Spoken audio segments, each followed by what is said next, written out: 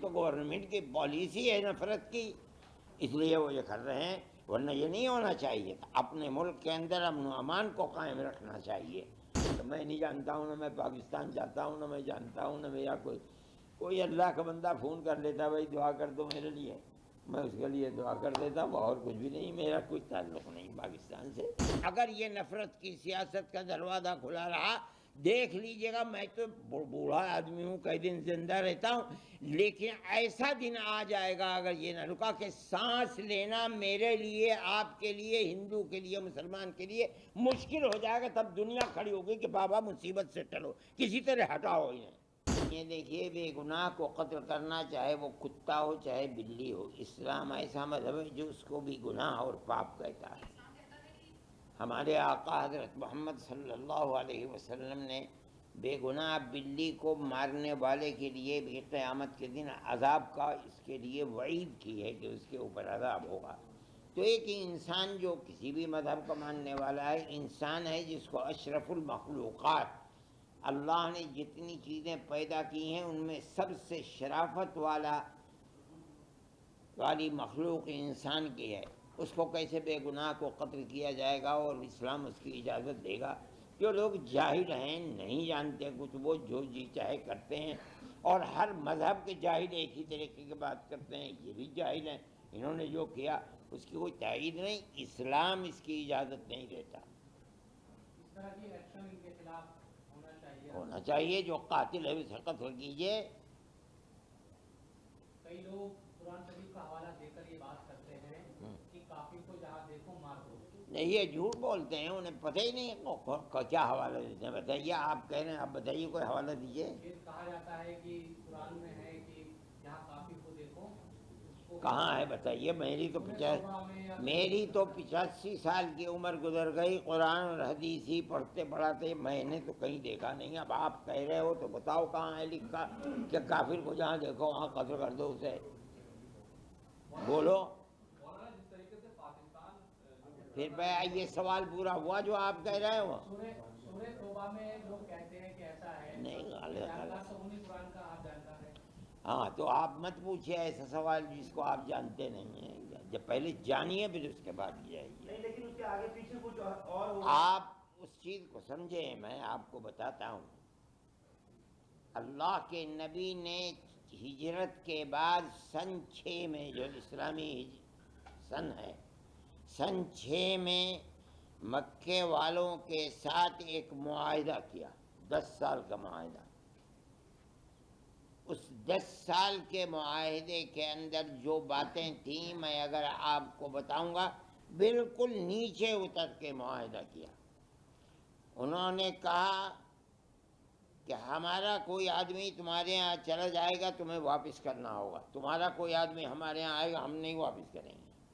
اللہ کے نبی نے فرمایا ہمیں منظور ہے، اس سال تم یہاں عمرہ نہیں کرو گے، آئندہ سال آؤ عمرہ کرو گے۔ فرمایا ہمیں منظور ہے۔ کہا جب آؤ گے 3 دن کے لیے رہو گے، کوئی ہتھیار تمہارے ساتھ نہیں رہے گا۔ کہا ہمیں منظور ہے۔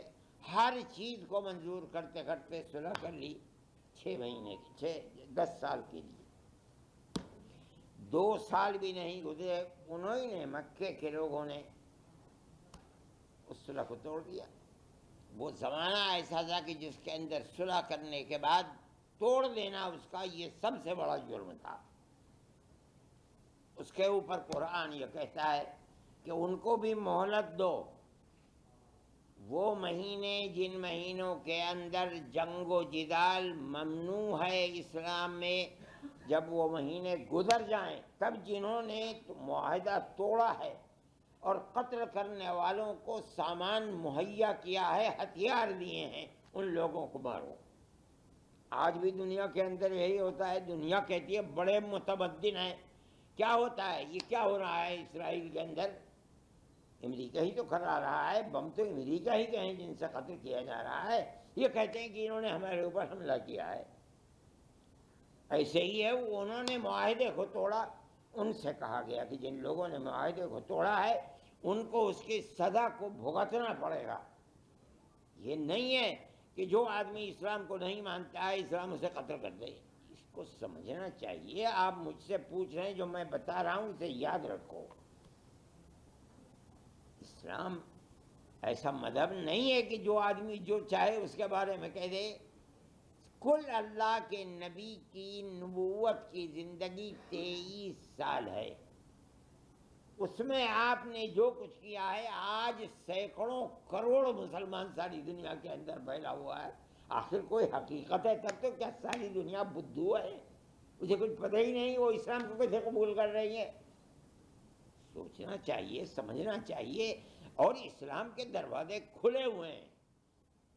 قرآن کی تفسیر اور بیاکیا کی جتنی کتابیں دنیا کے اندر ہیں، دنیا کے کسی مذہب کی بیاکیا میں اتنی کتابیں نہیں ہوں گی، اور ہر زبان کے اندر ہے. انہیں پڑھو، دیکھو کیا لکھا ہوا ہے اس کے اندر. کیسے آپ نے کہہ دیا کہ جہاں دیکھو کافر کو وہاں قتل کر دو؟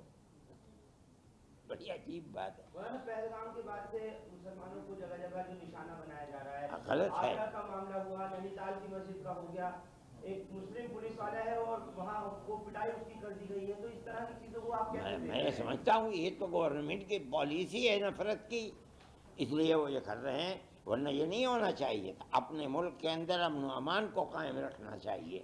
جو لوگ ایسا کر رہے ہیں وہ مجرم ہیں. ارے بھائی اگر قصور ہے تو ان 3 4 5 7 آدمیوں کا ہے جنہوں نے قتل کیا ہے. جو جی چاہے کر دو. میں اپنے گھر بیٹھا ہوا ہوں، میں نے تو سنا کسی سے کہ بھائی ایسا ہو گیا. میرا کیا جرم ہے کہ آپ مجھے قتل کرنے لگیں گے؟ انہوں نے جو کیا، اگر یوں کہو کہ وہ 70% گناہ کیا، برا کیا، میں کہوں یہ 100% برا ہے. کیوں کسی کو قتل کرتے ہو؟ اپنے ملک کے امن و امان کو کیوں آگ لگاتے ہو؟ مولانا اس میں پاکستان کا نام آتا ہے اور میں نہیں جانتا ہوں کس کا نام ہے، اسے آپ جانتے ہوں گے. میں نہیں جانتا ہوں، نہ میں پاکستان جاتا ہوں، نہ میں جانتا ہوں، نہ میرا کوئی اللہ کا بندہ فون کر لیتا بھائی دعا کر دو میرے لیے، میں اس کے لیے دعا کر دیتا ہوں. اور کچھ بھی نہیں، میرا کوئی تعلق نہیں پاکستان سے. اگر جس نے بھی کیا دنیا میں کسی کے ظلم کے لیے، کسی نے اپنی زمین کو، اپنے ہتھیار کو، اپنے آدمیوں کو وسیلہ بنایا ہے، ہم اس کو کنڈم کرتے ہیں. چاہے وہ امریکہ ہو جو قتل کر رہا ہے وہاں، چاہے پاکستان ہو، چاہے ہندوستان ہو، چاہے چائنا ہو. ظلم تو ظلم ہے، ہم اس ظلم کو قبول نہیں کرتے. لیکن اب یہ پانی جو بند کیا جا رہا ہے، یا جیسے سندھو کا معاملہ ہوا، آپ کو لگتا ہے ایسا کہ یہ اتنا ایزی ہے، آسان ہے کہ پانی روک دیجیے؟ ارے بھائی 2:30 بجے آپ نے پریس کانفرنس رکھ کے میرا کھانا بند کر دیا. اب بتاؤ ظلم ہے نہیں ہے ظلم؟ ارے بھائی مجھے کیا لینا ہے یار.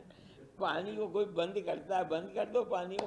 بابا پانی آج سے تھوڑا ہی پتہ نہیں کتنے ہزار سال سے ستلج، بیاس، راوی، چناب، جہلم بہ رہے ہیں. وہاں جا کر کے وہ دریائے سندھ بن جاتے. آسان ہے ان دریاؤں کو کہاں لے جاؤ گے؟ کوئی آسان کام ہے؟ میرا کوئی مطالبہ سرکار سے نہیں ہے. پیار و محبت کی حکومت ہونی چاہیے، نفرت کی حکومت نہیں ہونی چاہیے.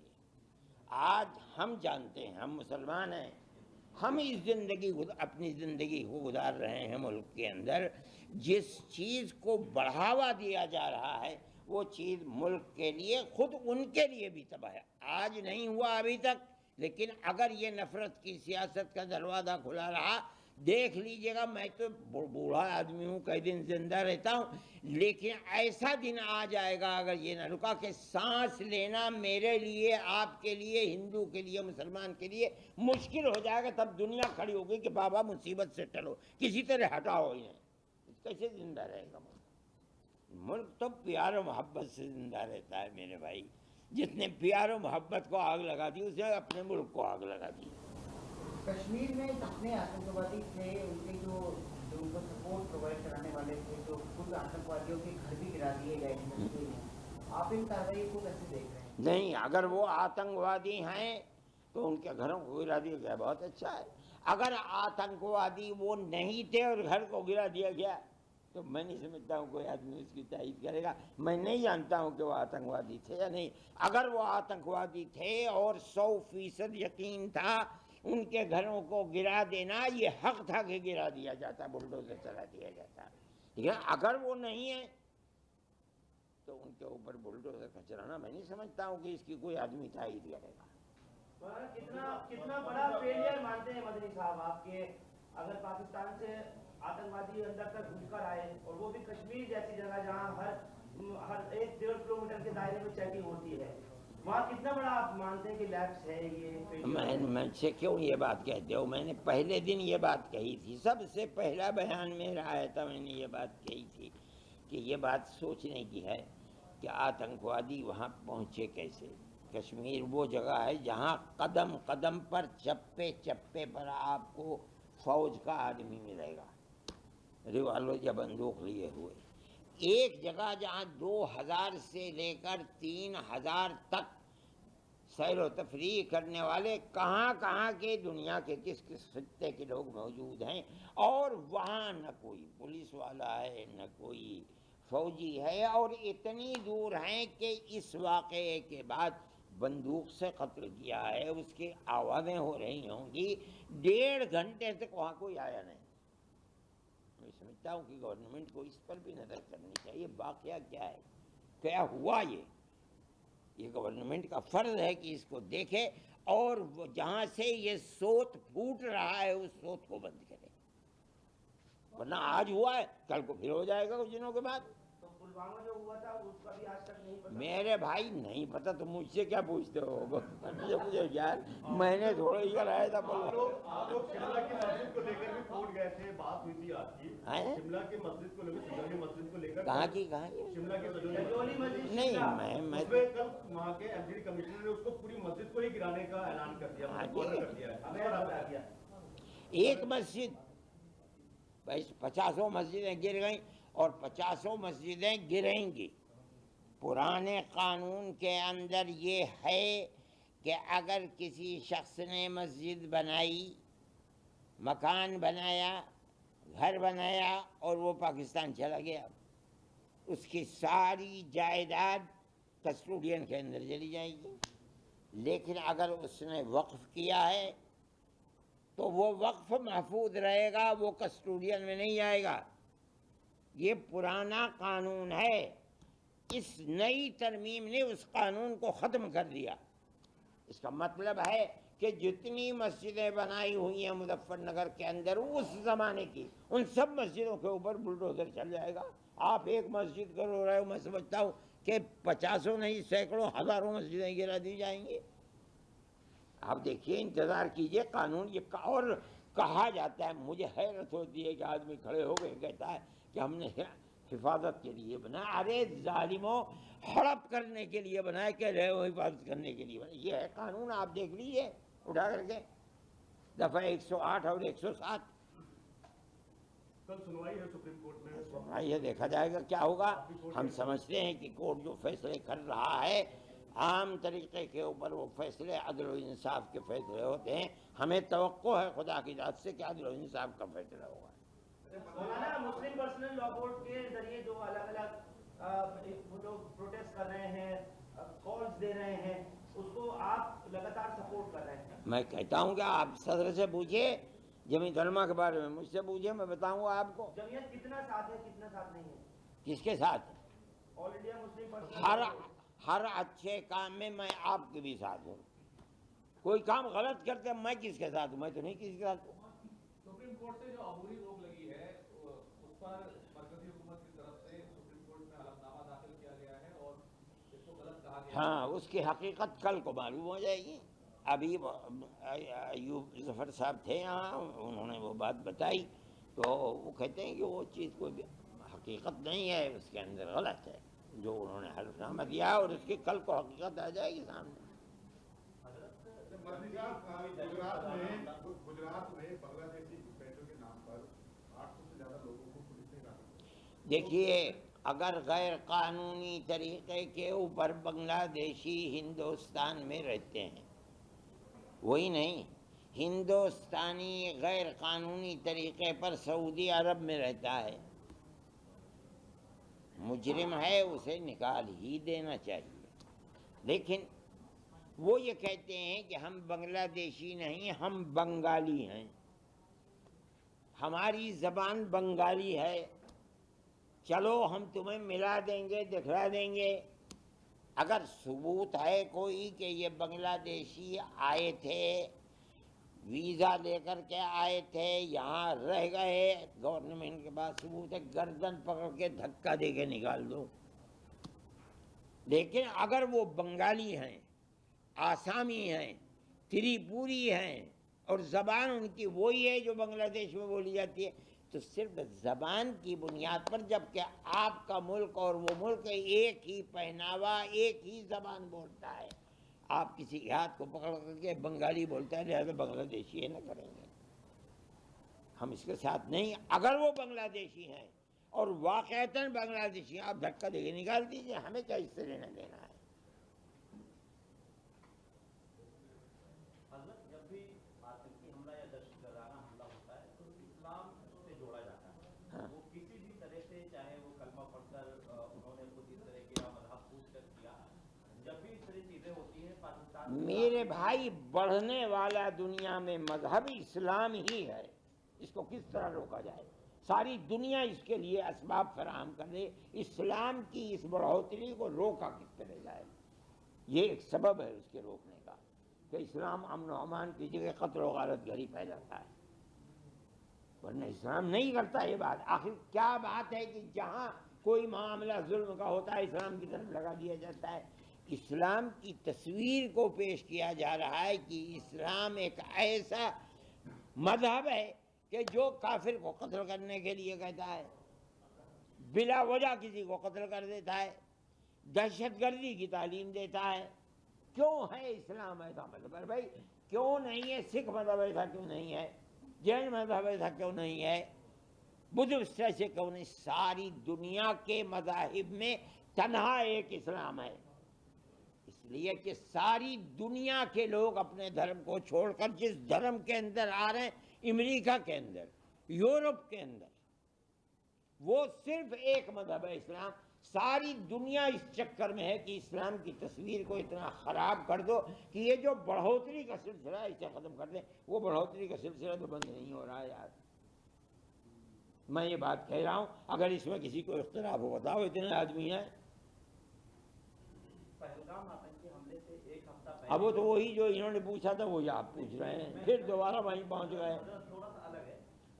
جو پاکستان کے عالمی چیف آصف منیر ہیں، آج کل وہ مولانا کے نام سے جانے جا رہے ہیں، انہوں نے ایک ہفتے پہلے کئی اشتعال انگیز باتیں کی تھیں، وہ ویڈیو وائرل ہے، وہ ہم سب نے۔ میرے بھائی، میں اشتعال انگیزی کو اور لڑائی کو مسئلے کا حل نہیں سمجھتا، لیکن میں لرزتا ہوں جب یہ بات آتی ہے کہ دونوں ملکوں کے اندر لڑائی ہوگی، گھبراتا ہوں۔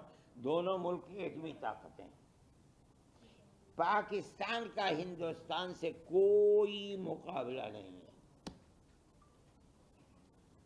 اگر وہ یہ محسوس کرے گا جنگ ہو جائے اور جنگ میں یہ محسوس کرے گا کہ میں ختم ہو رہا ہوں، تو مرتا کیا نہ کرتا، مجھے اس وقت سے ڈر لگتا ہے۔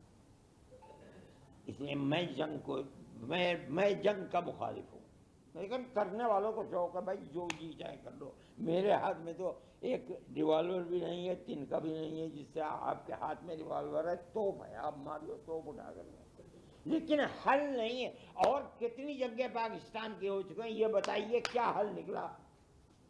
علاوہ بربادی کی کوئی چیز تو ہے؟ جس دن جنگ ہوگی ہندوستان کے پیسے کی قیمت زمین پہ آ جائے گی۔ میں نہیں سمجھتا ہوں، میں اس دن سے ڈرتا ہوں اور خدا سے دعا کرتا ہوں کہ اے اللہ جنگ نہ ہو، ورنہ تباہی آئے گی ملک کے اندر۔ ہو سکتا ہے کہ آپ 10 قدم آگے بڑھ جائیں، ہو سکتا ہے کہ آپ گورنمنٹ کو ختم کر دیں، برباد کر دیں، لیکن آپ خود بھی بربادی آئے گی۔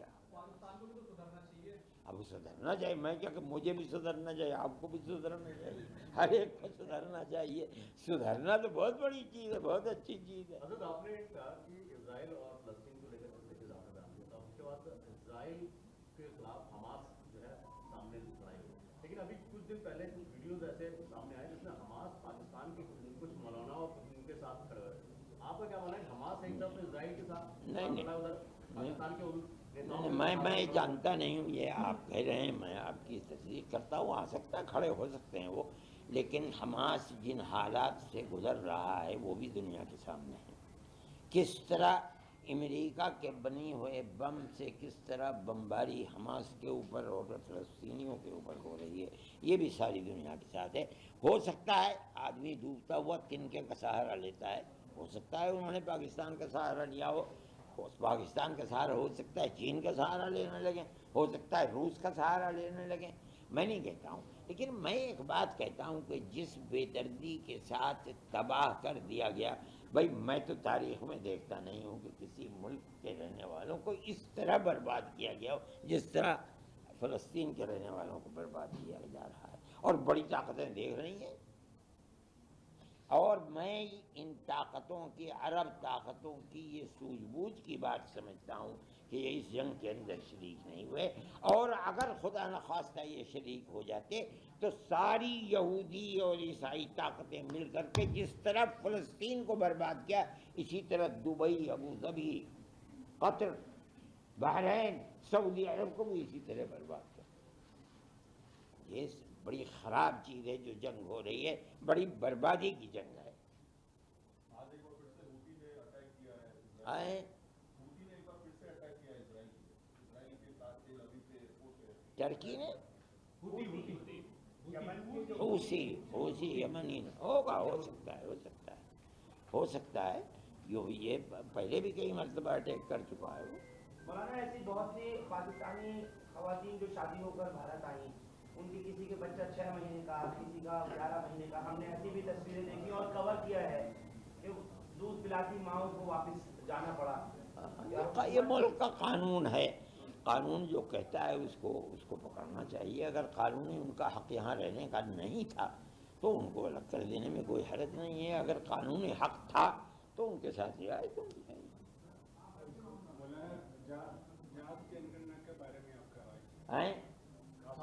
یار میں تو سیاسی آدمی ہوں، نہیں مجھے کیوں پوچھتے ہو؟ کوئی حرج نہیں ہے. میں اس میں کیا حرج سمجھتا ہوں؟ ذاتی ذات کے اعتبار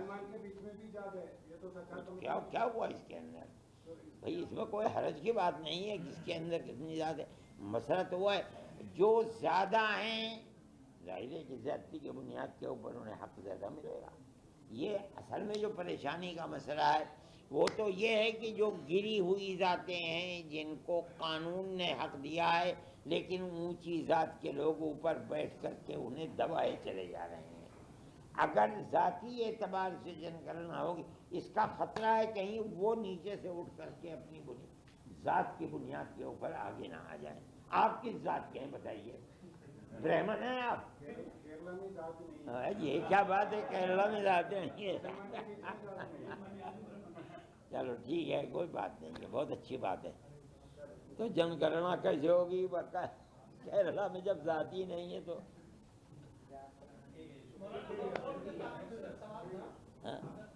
بورڈ کا جو فیصلہ فی الحال سپریم کورٹ میں چل رہا ہے، اگر یہ فیصلہ ملی تنظیموں کے توقعات کے خلاف آتا ہے تو اگلا لاہیہ کیا ہوگا؟ ہم کیا کر سکتے ہیں؟ ارے بھائی اگلا ہم کیا کریں گے؟ آپ نے طلاق کے مسئلے کے اوپر اسلام کے قانون کے خلاف فیصلہ کر دیا، ہم کیا کریں؟ آپ نے بابری مسجد کا فیصلہ باوجود کہ جو کہ 70 سال تک ہم نے لڑا، آپ نے کہہ دیا کہ مسجد اپنی جگہ بنی ہوئی ہے. یہی تو ہم نے 70 سال تک لڑا ہے. جمعیت علماء لڑ رہی تھی اکھاڑے کے ساتھ، وہ کہتے تھے کہ یہ رام جنم بھومی ہے، ہم کہتے تھے رام جنم بھومی نہیں ہے. سپریم کورٹ کہہ رہا ہے رام جنم بھومی نہیں ہے، اپنی جگہ مسجد بنی ہوئی ہے. اس کے باوجود آپ نے بابری مسجد دے دی اکھاڑے کو. حق ہمارا تھا، دے دیا، ہم خاموش ہیں. لیکن میں بھی مروں گا اور دنیا کا ہر آدمی مر جائے گا. کل کو آنے والا یہ کہے گا کہ مسلمان کی جگہ کے اوپر مسجد دے دی، چھین لی مسلمان سے. ہم نے کیا کر دیا؟ ہم تو کچھ بھی نہیں کر پاتے ہیں. اس سے ہم کیا کریں گے؟ ہم تو مسجد کو، ہمیں مسجد اس جگہ تھی جہاں بابر نے مسجد بنوائی، وہ ہماری مسجد تھی.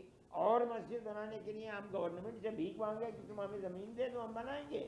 ہمارے اندر طاقت ہے، ہم اپنے پیسے سے خریدیں گے اور اپنے پیسے سے مسجد بنائیں گے. ہم کیوں دوسرے کا اپنے اوپر احسان کریں؟ ہماری اتنی مسجدیں بنے کیا گورنمنٹ بناتی ہے ان مسجدوں کو؟ لیکن 5 ایکڑ کی یونیورسٹی اور کئی چیزیں بنانے کا ارے آپ جنت آسمان سے لے کے بنا دو اور ایک حصے میں جہنم بنا دو، چولہے بھاڑ میں جائے، ہمیں کیا لینا ہے؟